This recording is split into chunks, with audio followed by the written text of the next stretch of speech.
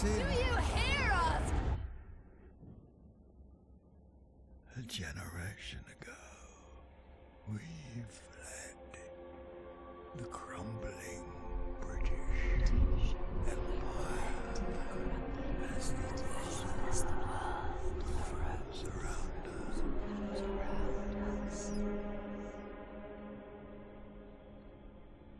I held New London together. United, we survived 30 years of whiteouts.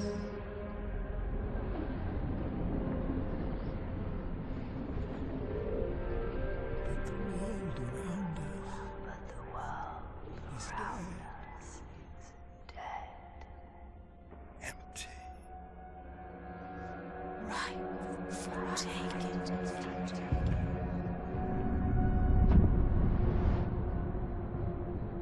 The city flows. Vestas.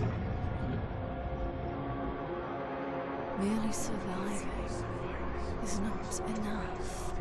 We have to expand. After all, it's us who survived the end of the world. Yes.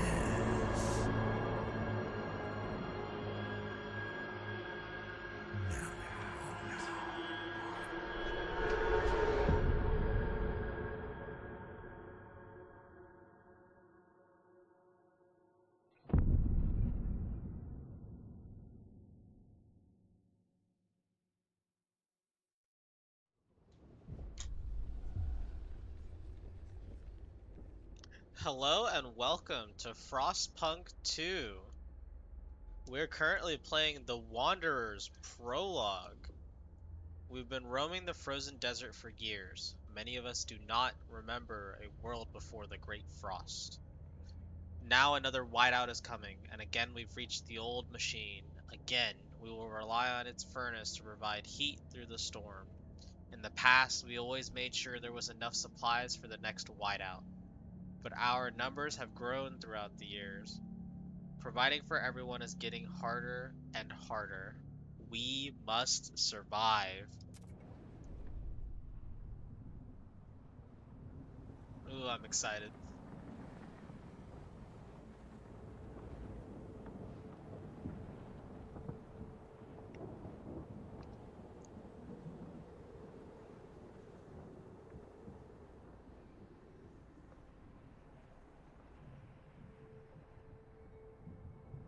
Isn't this map just gorgeous?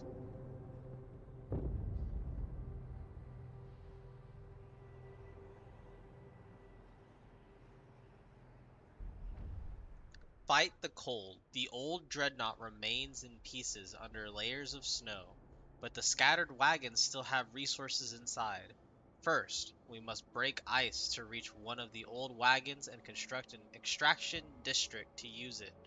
Then we can turn on the dreadnought's furnace to heat us. We will restart the furnace. So yes, let me go ahead and pause the game. So we have brand new mechanics, the first one being frost breaking. Essentially, the world around us is so frozen that we cannot physically get anywhere without prepping the ground. So we have to go ahead and break everything in order to get to any resources that we would desire. And we are mandatory, we have to use 8 slots of the actual ground in order to proceed. So we have our workers, and we have our current population is 3,000. That's astronomical. So I'm gonna go ahead and restart the, unpause the game at normal speed. 3,000 population with a little over half of them being workforce. We probably should go ahead and break more ground, but I'm gonna go at the pace of the tutorial. That way you get a little bit of more of an impending sense of doom when more and more situations pop up. But yes, Frostpunk 2 and Frostpunk 1, completely different in terms of gameplay, for the most part, at least in terms of general resources, housing, and food rations. As you can see, we have our shelter right here. We have our temperature meter, which normally we would have to, we wouldn't be able to see everything without the actual beacon, but because we know what day the whiteout is coming, it'll tell us when it shows up here. As you can see, it'll say warmer seasons, colder seasons, and then whiteout as a storm. We have our construction districts right here, and right now, at first, it's asking us to build a extraction district on these oil wagons. So let's go ahead and put those there. We need to take up 3 slots in order to build this district. I'm also going to go ahead and break some more ground in this area.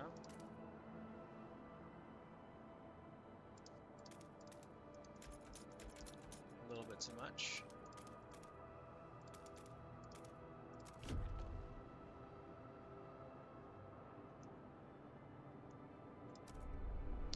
But yes, this game is visually stunning. Just look at it.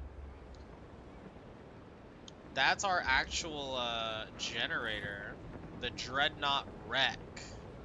Currently it is not on because we're trying to get fuel to it. These are our groundbreaking crew, pretty much excavators, mobile excavators, going around actually breaking the frost up little by little as the crew is working. Our extraction district is currently being built. And as you can see, it'll have a requirement of 150 workers. That's astronomical. Because in some playthroughs, you don't even have 150 in Frostpunk 1. But in this, you have way more. The size is just so grand compared to the first game. That making even little mistakes doesn't cost the lives of just a handful of people. It'll cost tens, maybe hundreds of people at a time, depending on the mistakes that you make. And we have a whiteout coming in 83 weeks, so we need to get everything ready. Let me see if I can get it to work.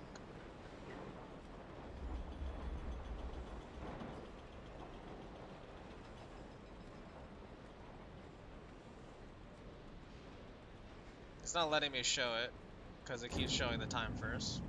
There we go. This is our extraction district, fully operational. Oil. As the thick black liquid oozes through the pipes, our people rejoice. The carcass of this old machine is a testament to the hardship that made us, but more importantly, it's our haven in the storm.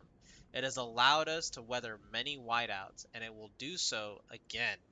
We have oil. We can turn on the furnace.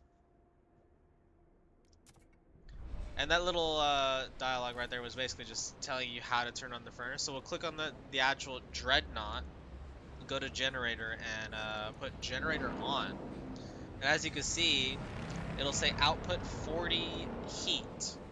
And that's how much we have right now. Provide basic infrastructure. The furnace is on. We have enough oil to cover current needs, but the colds will still affect our people until they have proper shelter. Housing will best protect us from the cold if built in close proximity to other housing, or the furnace itself. However, we'll need prefab parts for construction. We brought some with us. The rest we'll need to extract from wagon wreckages. So yes, this is our prefab, basically our building resources. In the first game, we needed to have a mix between steel and wood. In this game, it's considered the same thing. We already broke the ground here, but we would need to look for places, if you can see on this other side. Basically, it'll say maintenance wagons.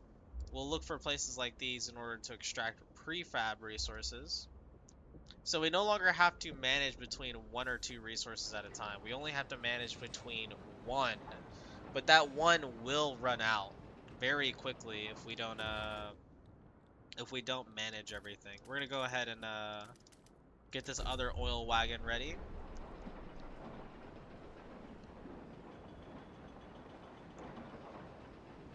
But yes, we also have a meter right here. So instead of having it the days go by through day and night cycles, we have week and day cycles.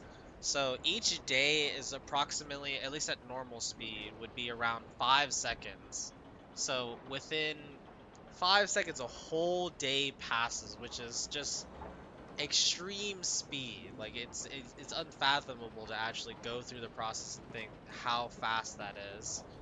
But we're already on week 11, and we only barely started working on heat and generating resources such as steel and wood in order to build houses. We haven't even built houses yet. We've been out here for 12 weeks. But the game hasn't told us to do it until just right now. So we're going to go ahead and build a housing district.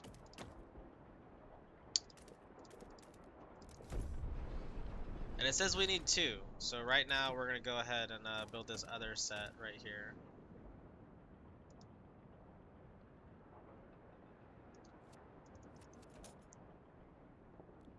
We'll put them on this side.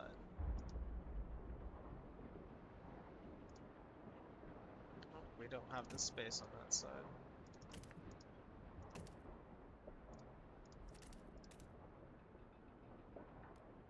They're not very close by, so we're going to go ahead and break some more ground so they're closer to the generator.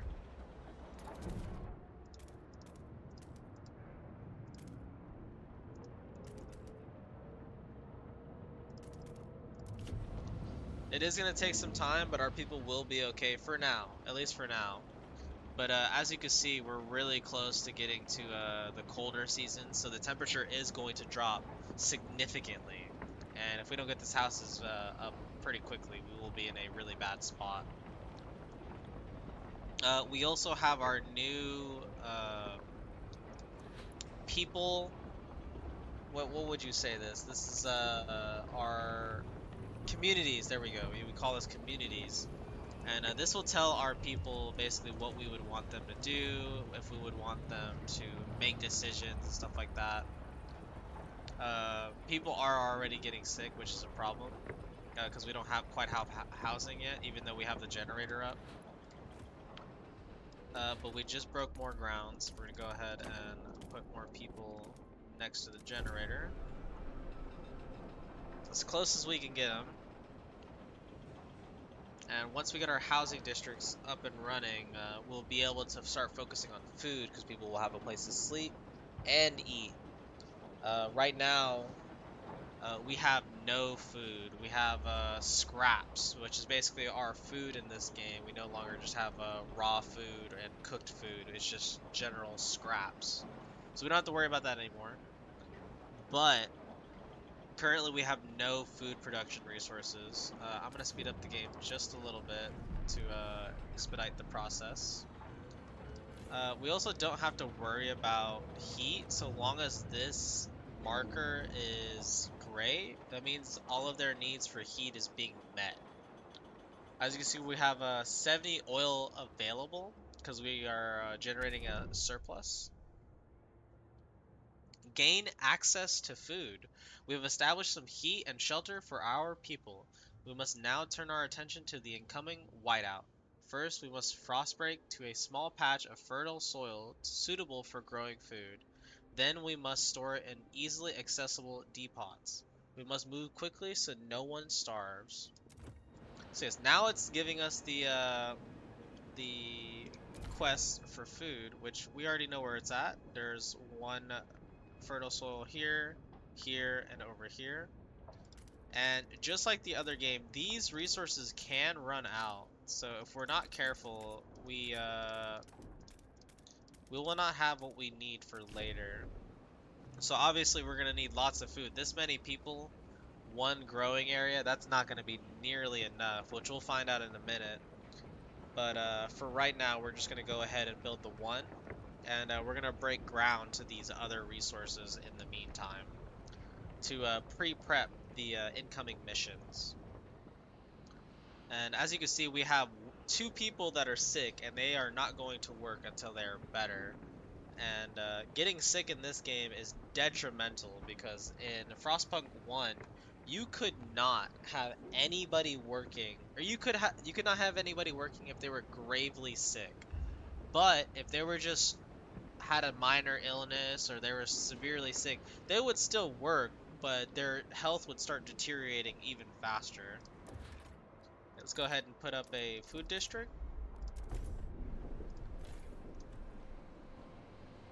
And we've only been playing for a few minutes, and 21 weeks have passed. 21 weeks and 6 days and counting. Our time is going shorter and shorter, so if we don't prepare, we are not going to make it. So we're going to go ahead and continue on with breaking ground as much as possible. I'm also going to have ground broken over here on this side because we have more resources over here.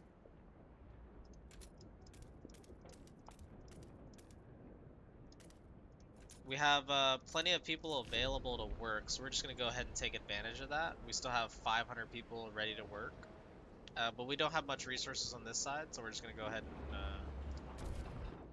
focus only on this top area. I'm going to wait until this frostbroken area is done, and then I will continue onwards with it.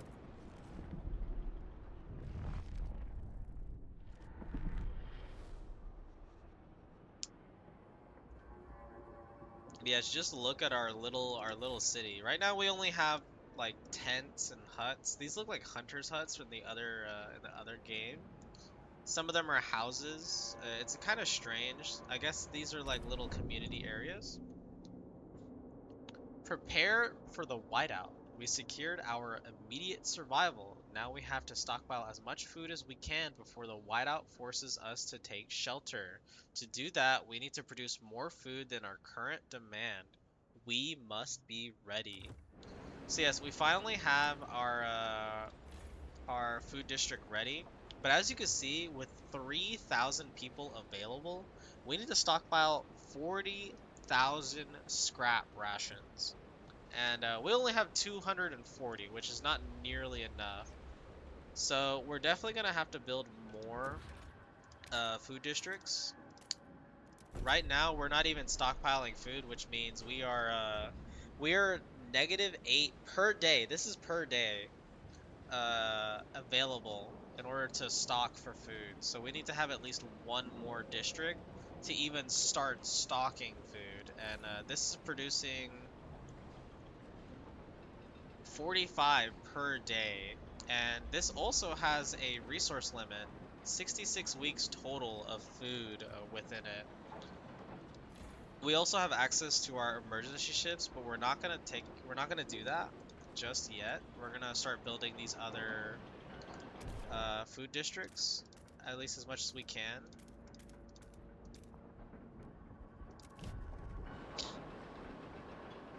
And we're gonna continue breaking ground everywhere and storing up resources. We're gonna get another one of these extraction sites ready so we can get more prefab. We're starting to run out. And like I said, resources do run out. This does not have that much left. 180. It sounds like a lot, but it's really not, because each one of these buildings cost around 100 to make. The extracted district alone is 70, which is the lowest one.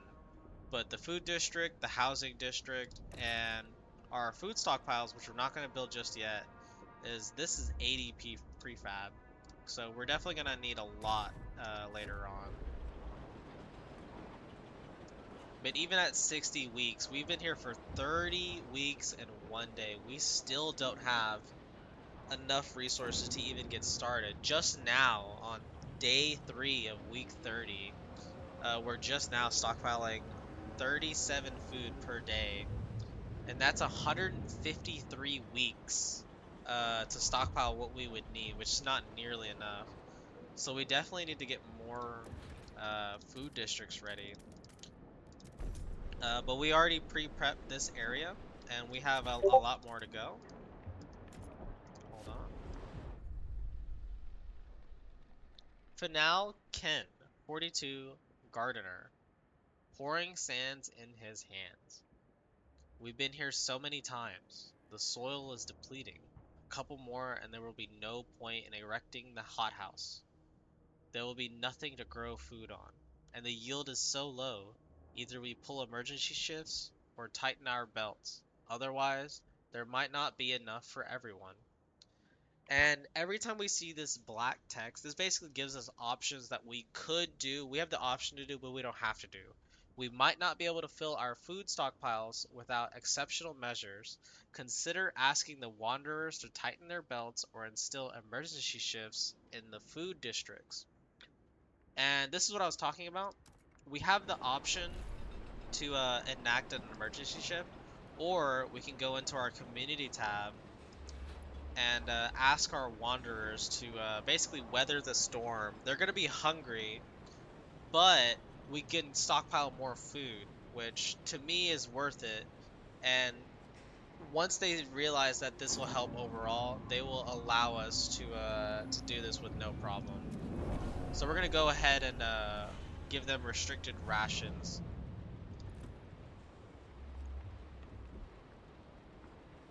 Better 2 meals a day now than no meal a day later. So you can clearly see that they're pretty angry about that, but there's not much we could do about it at the moment. Against the elements, squalor. Each day the wind grows fiercer. Relentlessly it beats against our buildings, weakening our structures gust by gust. Without raw materials to repair the damage, our district will deteriorate. The more we build, the more material we'll need. This is the world we know. Provide more materials to reduce squalor before it harms our people. I definitely plan to do that, especially after I already told them they have to tighten their belts. So I'm going to promise this for now. So we need another extraction district, and we need to meet demands. I have not broken ground in this area, not yet. I have this one going, but I'm definitely gonna have to start breaking ground over here and slowly working my way over here. And as you can see, we only have 250 people, which sounds like a good amount to get work done, but even doing our frost breaking needs about 300 people. So right now we're kind of in a bind where we can't exactly do much. But we're still doing okay. So we're gonna go ahead and accept that for now. Tria Klinghorn, 62 Steamstress. So others may live. My knees ache and my fingertips are so stiff I can't hold the needle anymore. I've lived a full life. It warms my heart to see little Betty and Jacob play by the evening fire, but maybe this is it. I've talked with the other elders. If it comes to it, we will go. I won't let my grandchildren starve. And this is basically saying some people are ready to sacrifice themselves to lower the food required, which is pretty brutal. But considering the situation that we're not quite prepared, we still need 58 weeks in order to stockpile food, which if we turn on emergency shifts, we definitely will be able to make that. But we have more options. There's more food in this area, so we're gonna try to rush over there and see if we can make it in time. And now that our frost breaking is done over here, we're gonna go ahead and make some more extraction districts.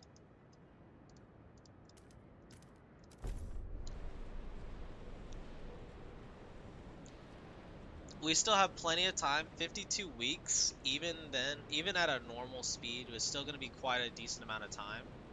We have not enough materials compared to what we would need, but we have plenty of open area to extract materials. So we're going to go ahead and continue building these as much as we can.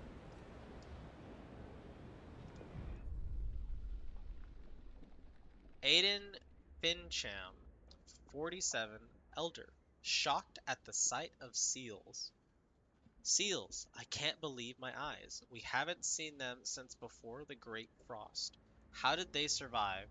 There's enough meat there to feed everybody. We're saved.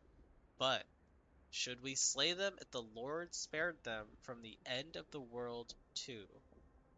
The sea colony can supplement our food production. But here's a stark difference between Frostpunk 1 and 2.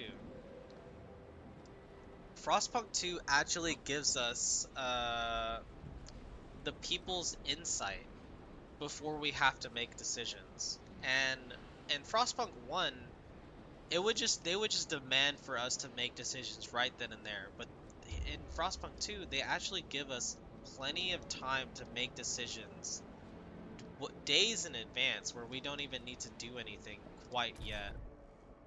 We're gonna go ahead and break some more ground because we're gonna need more oil soon. As you can see, the colder season is coming, probably within 2 days. Or I guess right here it's a week. So we're definitely gonna need more oil very soon. A mysterious symbol, the captain's legacy. One of our breaking crew uncovered the frozen remains of a man in a tattered uniform. His shoulder patch reads New London Scouts, 3rd Platoon, and he bears an obscure insignia. Some of our elders claim it belongs to a military organization, while others argue it has a religious significance. Maybe you have heard of this, New London, before, and can settle their debate. And this is where it shows up, where our order and faith come into play. I've always been of the mindset of order because it gives power to the people. New London is a city of discipline that follows strong leadership and where militia squads keep the peace. This will create a community continuity in which New London has embraced order to survive. New London is a city of devotion that establishes a new religion and follows the guidance of a zealot clergy, and this will embrace faith. Or I could just outright deny New London and have it so that my people just go on without any sense of purpose. But I like giving my people purpose, and I will go ahead and make it order.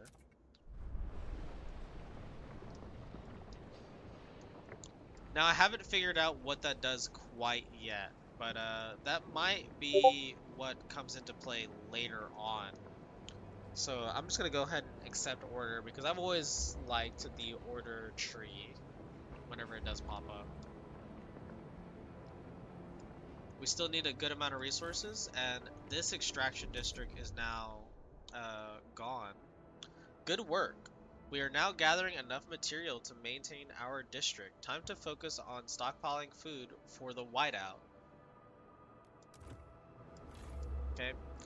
Here's another difference between the games. It's a little harder to manage going back and forward. If you were stuck at looking at one spot for too long, your resources could run out, and you'll be in a really bad spot.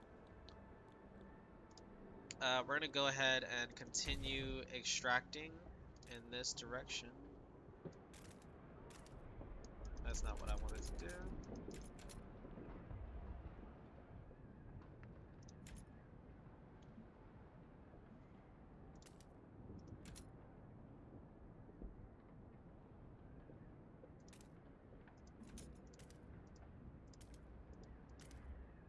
Let me get closer, this is a little hard. And that way we don't have to mess with the baby seals. Who wants to kill seals? That's pretty much it.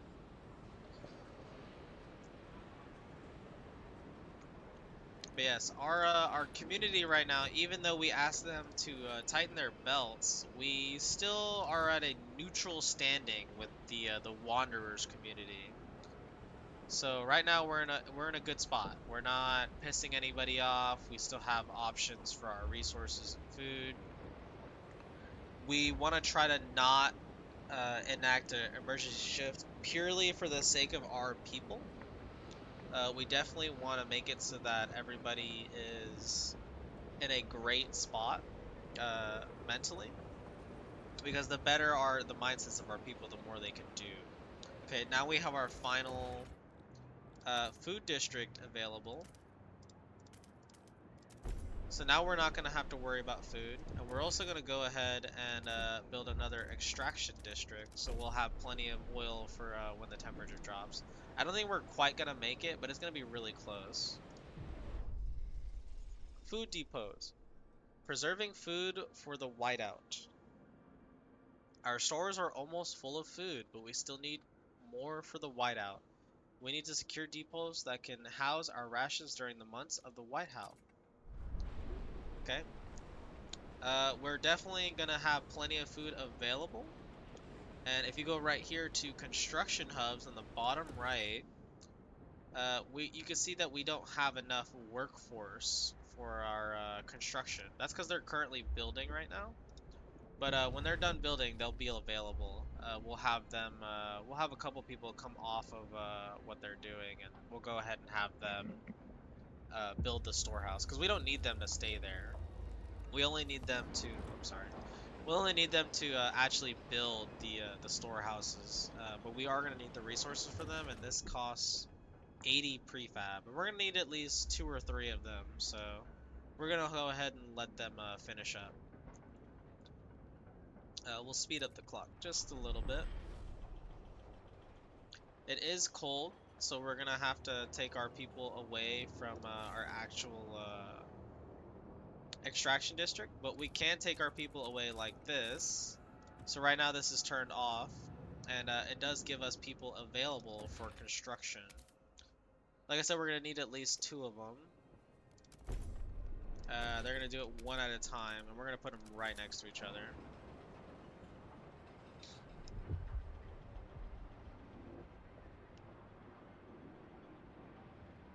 We have 2 people registered as sick. And now we have our food depot, so we're now storing food again because they were not storing food just a second ago. Also, right now we're not storing enough oil, so we are gonna have to tell our people to work emergency shifts, unfortunately, because our only other option is for the generator to go into overdrive, and we don't want to do that quite yet. Let's see, is there any more oil available?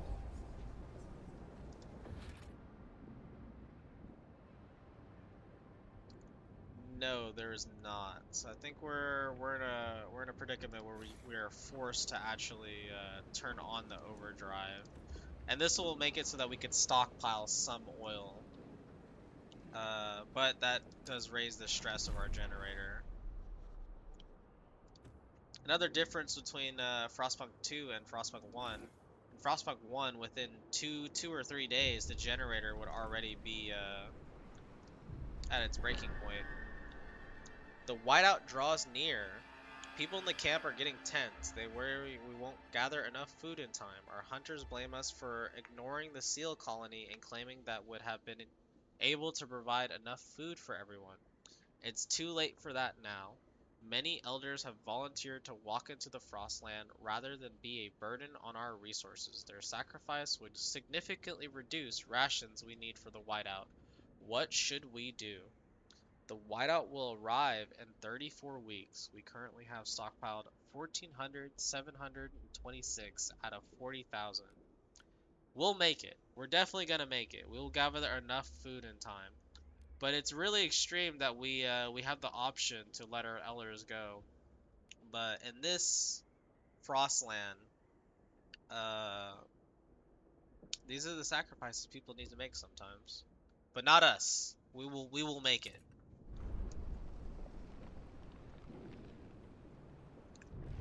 And I think I'm gonna go ahead and stop it for there right now. We got a pretty good amount done. We have 25 weeks until we have enough food rations, with 9 weeks to spare. We still are trying to build enough for our generator's heat. We do have our overdrive on, so we're gonna have to turn that off eventually. But that's okay for now. Thank you for watching, and I will catch you guys tomorrow. I will be uploading Frostpunk 2 daily, so if you want to catch some more, I'll catch you guys tomorrow.